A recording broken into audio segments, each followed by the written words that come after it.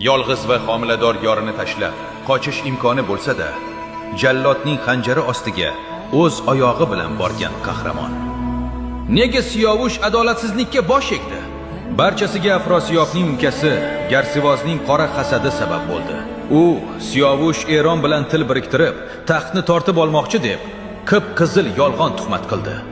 G'azabdan ko'zi ko'r bo'lgan shoh so'rab netmay, o'z kuyoviga o'lim hukmini o'qiydi.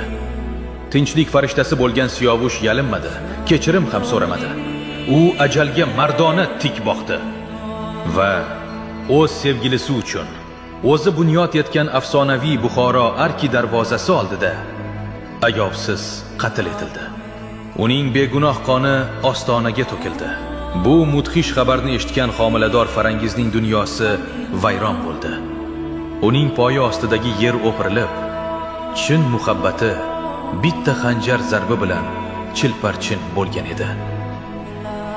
Shu tariqa afsonaviy Siyovushning nohaq to'kilgan qoni sof muhabbat qasrini asrlar davomida mudhish va qonli zindonga aylantirdi. Ammo tarix faqat qurbonlardan iborat emas. Buyuk Amir Temur Hindistonning Dehli shahrini qamal qilganda bir sirli folbin bilan yuzma-yuz kelganini bilasizmi? Folbinning bitta gapi to'g'ri chiqib, ikkitasi umuman xato chiqqan ekan. Nega? Javobini keyingi videoda bilib olasiz.